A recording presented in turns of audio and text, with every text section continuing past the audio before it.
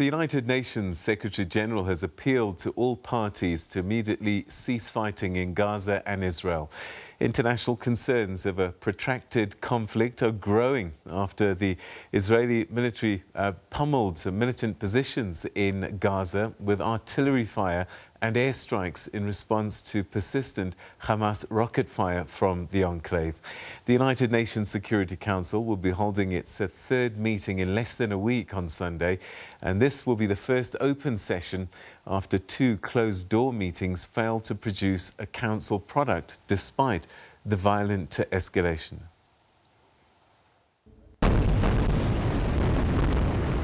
With hostilities entering a fifth day, Israel fired artillery rounds and mounted extensive airstrikes against a network of militant tunnels under Gaza dubbed the Metro, amid persistent rocket attacks with no signs of it abating, as pressure for an international response mounts. We are totally committed to revitalizing the quartet. We are totally committed to promote all forms of dialogue by the parties and by other key actors that can be supportive of all démarches necessary for de-escalation, but also for the revitalization of a peace process that has been dormant for too much time. The UN says more than 200 housing units were destroyed or severely damaged in Gaza, with hundreds now seeking shelter in schools. We stayed together at home with a group of children. Suddenly, we heard artillery hitting us from every side. Wherever we looked, it was hitting. We and our children are completely exhausted. The death toll in Gaza has risen to over 120, including 31 children, while Israel has suffered 8 casualties, including 2 children. The ongoing military escalation has caused great suffering and destruction. It has claimed scores of civilian lives, including, tragically, many children. The fighting has the potential to unleash an uncontainable security and humanitarian crisis and to further foster extremism, not only in the occupied Palestinian territory in Israel, but in the region as a whole. The parties must allow for mediation efforts to intensify with a view to ending the fighting immediately. The UN is actively involved in such efforts, which are also crucial for delivering much-needed humanitarian aid to the affected people in Gaza. The International Criminal Court has warned that its earlier investigation into possible war crimes committed in Palestinian territories will extend to the current situation. I said that these are events that we're looking at very seriously. We are monitoring also very closely. And I remind that investigations have opened, and the evolution of these events could be something that we will also look at in the course of our investigations. I think this is just to alert people to be, not to escalate, to be careful, and to avoid taking actions that will result in the commission of Rome Statute crimes. At the heart of the latest military escalation is the threatened eviction of Palestinian families from neighborhoods in East Jerusalem and heavy-handed tactics by security forces in response to protests at the highly sensitive Al-Aqsa Mosque during the holy month of Ramadan. I think the situation borders the absurd, and I think that Hamas is a globally recognized terrorist organization that should be held accountable for its crimes, its blatant disregard for human life, both Palestinian and Israeli. And I know for a fact that Israel, the IDF, is committed to international law and operates according to it. Despite bilateral mediation efforts, no clear signs of an imminent ceasefire as yet. Israel's Prime Minister Benjamin Netanyahu indicated the current military campaign would take more time, hoping to deal a blow to Hamas that has fired almost 2,000 rockets into Israel from Gaza. As the Security Council readies itself for its first open on-the-record meeting on the situation this Sunday, after it had failed on 2 occasions this week to pronounce itself, due to US objections that has undermined the consensus required in the 15-member body. Sherman Briceby's SABC News, New York. To further unpack this escalating conflict in Israel, and particularly from a Human Rights Watch lens, we're now joined by Eric Goldstein, who's the acting director of the MENA division at Human Rights Watch. Thanks very much indeed for joining us, and welcome to the program. Thank you. So the ICC are watching this current escalation of violence with a hawk's eye. Is there something to see? We think it's essential for the ICC to look at this conflict because what's fueled it for decades, and this is not the first flare-up, and we've seen like what's happening in Gaza, it's happened every few years, is a cycle of impunity on both sides. Impunity for Israel's vastly disproportionate attacks on Gaza that have mainly devastated civilians. And on the other side, Hamas's explicitly intentional targeting of civilians inside Israel. Both sides have been getting away with this for years, and we salute the ICC in its efforts to hold all sides accountable because all the victims on both sides are yearning for justice.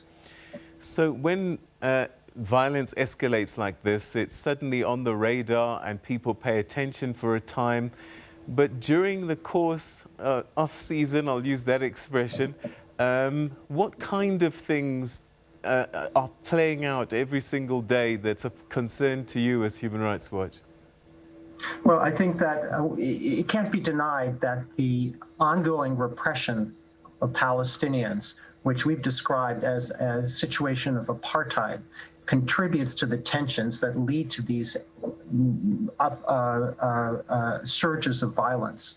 And in this case, there was one incident that was one of the catalysts, and that was the attempt to evict families, Palestinian families, living in the Sheikh Jarrah neighborhood of Jerusalem. And that's become a rallying point for Palestinians in the West Bank, in the Gaza Strip, inside Israel, and in the diaspora, because their history is one of dispossession and arbitrary demolitions of their homes and displacement. And so this became a rallying cry, and there was an expected Supreme Court decision a week ago that had to be delayed because of the tensions. Also the excessive force used inside the Al-Aqsa Mosque to disperse worshipers. There too, it's part of an ongoing problem of use of excessive force. So these are tensions that have erupted, in this case, involving Hamas striking back with rockets against Israeli civilians, and then the massive Israeli attack on Gaza.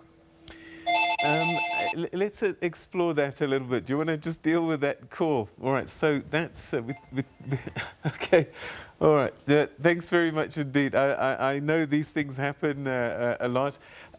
Just talking about these daily issues that you're talking about, and I just wonder, when the Palestinians, Hamas in this case, do retaliate, they are constantly saying, but hang on, what do you expect us to do when we're under so much pressure, so much oppression, they would even use as a word? Does that help mitigate the concerns you have? Because you started this conversation by saying both sides are guilty of human rights weaknesses. Look, Hamas is using the repression to take the high moral ground and justify the unjustifiable. I think that they're not only attacking Israeli civilians, but their rule in Gaza has been heavy and repressive against Palestinians as well. They've arrested critics and thrown in jail and tortured people for Facebook posts and so forth. Their record is not a record of respect for human rights in any way. And what's more, there has not been an election in Palestine since 2006. So anyone who says the civilians of Gaza had it coming to them because they support Hamas, that's really an open question, because no one's had the opportunity to vote on who should govern them in Gaza or in the West Bank. And I think that this is also another factor. And even if they did, whatever their views are on who should govern, this does not excuse the Israeli attacks, the demolition, the destruction of landmark buildings in Gaza, like the reference points for city people who live in Gaza City, just because allegedly a Hamas leader lives in an apartment in a huge building with 80 other families, and it doesn't matter that Israel. Well, it's fine that Israel urged the tenants to evacuate beforehand, but that does not make the attack, the destruction of these buildings proportionate. It's created a vast homelessness. It's deprived people of their livelihoods and left a gaping hole in the urban fabric. And that's a disproportionate attack. You started talking about the evictions and, forcing people from their homes. But these are court sanctioned. So what does that tell us? Because they're not illegal under Israeli law then. Well, it's based on a law that has to do with absentee property, whereby Jews are able to claim property that was in Jewish hands before 1948, the war that led to the creation of the State of Israel. But Palestinians who have been forced from their homes in what became Israel have no legal right to claim their property back. So it's a manifestly discriminatory law and exemplifies the system of apartheid, of institutionalized discrimination that favors Jews and at the expense of Palestinians. For a lot of people who don't understand why you came to the conclusion that we're seeing apartheid in Israel, typically, what other issues do Palestinians have to put up with or face at the hands of Israeli authorities that point to an apartheid system? Well, when we use the term, we use it advisedly. We're not making a facile analogy to South Africa. We're using the international legal definition of the term. And there are many acts, particularly affecting the Palestinians who live in the Gaza Strip and the West Bank and the occupied territories, including East Jerusalem, that contribute to a situation of apartheid. One is the massive controls on movement. Palestinians who live in the Gaza Strip, 2 million people packed in a 400 square kilometer strip of land, have no right to leave that strip of land. And it's especially egregious during this massive attack on Gaza. They have nowhere to go. They have nowhere to go to seek safety. They're like fish in a barrel. And instead of having a system that tries to balance Israel's legitimate security needs with the rights of people to freedom of movement, Israel bans movement except in rare humanitarian cases. Whole generations of Gazans, these people who are being now under siege, they've never set foot in Israel. Most Gazans at this point have never been anywhere except in the Gaza Strip. And the restrictions on movement in the West Bank are somewhat less onerous, but still everything is by permits and checkpoints. Checkpoints, by the way, that Israeli Jewish settlers just whiz by. But the soldiers at these settlements arbitrarily can hold Palestinians for hours or turn them back. So restrictions on movement is another thing that vastly complicates life and prevents Palestinians from their right to move and to flourish in society. Why do you think that there's been so much impunity on both sides? Well, I think that on the Israeli side, the allies of Israel, in particular the United States, has given it a free pass, and that Israel's allies in particular should demand accountability, should condition or end military aid to Israel until there is a massive improvement in its treatment of Palestinians. And on the side of Hamas, we think that the ICC should also act to hold Hamas accountable, because inside Hamas there is no accountability for abuses. It's encouraged, it's openly expressed as their agenda, and therefore there has to be a third party that can say this is not okay. Nothing. It's because your cause might be legitimate, the Palestinian cause is legitimate. It doesn't give you license to terrorize and attack civilians on the other side. So when a conflict escalates like this and guns are blazing and rockets are being fired, What extra layer of human rights abuses do you normally start to see? Well, we're very concerned by the communal violence inside Israel, which hasn't accompanied the earlier flare-ups like this of conflict in Gaza. I think that, you know, the Jews who go in vigilante style, who've attacked Palestinians and vice versa, is a situation that could spiral out of control. We're concerned that the Prime Minister has told the border police to deploy in the city of Lod, which is a mixed-race city, and told them that they would have complete backup, don't worry about being investigated. It's basically a license for them to carry out the same kinds of excessive force abuses that they've been carrying out for years in the West Bank inside Israel. And this kind of violence comes from somewhere. It didn't just come overnight. You have inside Israel incitement, including by the Prime Minister against Israeli Arab politicians, and warning that Arabs are going to come vote in droves. I quote, in order to get Jewish voters to come out and vote. You have a nation-state law from 2018 that explicitly discriminates against Palestinians. So, you know, it's politicians who fuel this kind of communal violence. It doesn't just emerge overnight because there's rockets flying in the air. Do you think we're coming to a time where these things will be brought to the table? Social media is a really powerful tool, and we're seeing a lot of people talking about the Middle East in a way I haven't seen in many, many years. And one just gets a sense that perhaps we've reached a moment. It's not the first time, but there's something different at this time. Are you hopeful that maybe this might be a catalyst for change and accountability?